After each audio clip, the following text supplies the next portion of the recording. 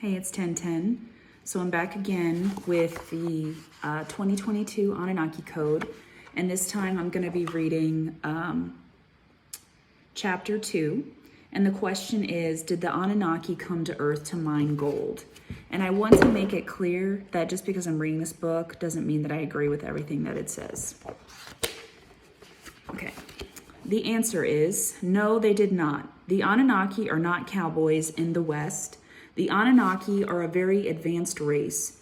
They can transmute metals into gold anytime they want. To their scientists, it is a piece of cake. Besides, Nibiru, the real name of their planet, is abundant with gold. A race that overcame the law of physics of many galaxies, conquered space, time travel, participated in the creation of the cosmos, and created the brain and body of so many races, and humans should be considered advanced enough to conclude a very simple scientific transaction, such as changing iron or copper into gold. Also, it is very important to remember that gold, even in a huge quantity, cannot save a planet from deterioration and adjusting its weather and climate. They came to Earth for other reasons. Why did the Anunnaki originally come to Earth?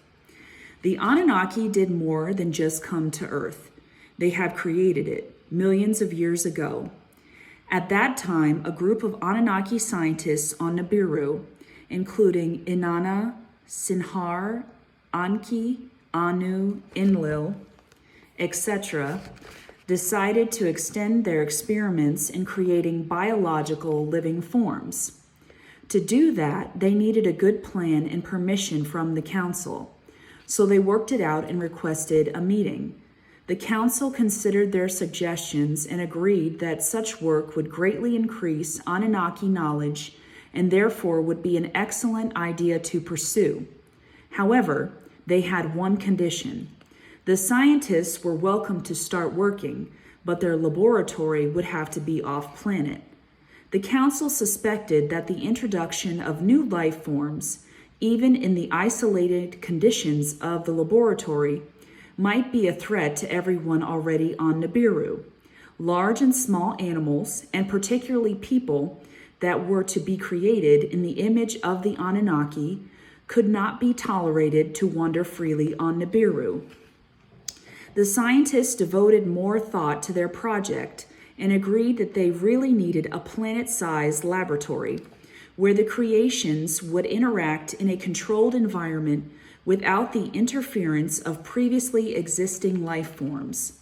The solution, to which the council readily agreed, was to create a planet specifically for that purpose.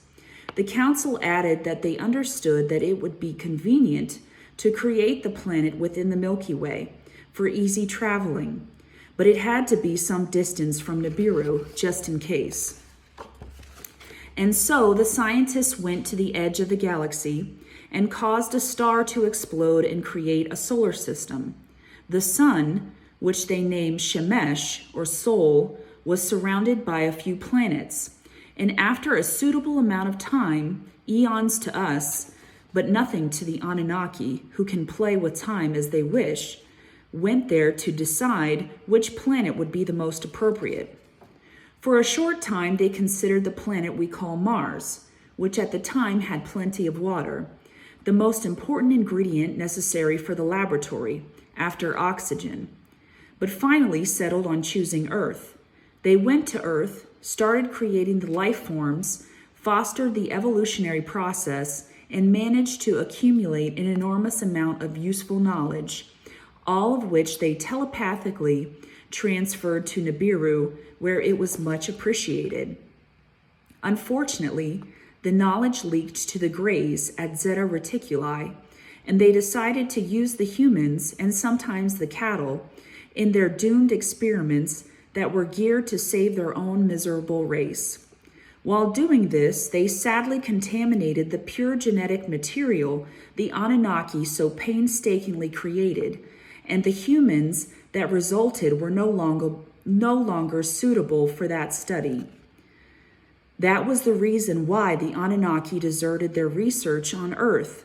However, it is well known that the Anunnaki, which are a most responsible and compassionate race, did not lose interest in their creations and have never quite deserted us to the Greys. Most important, as a result of some additional knowledge revealed to them over the last 40 years, they are planning to come back to Earth.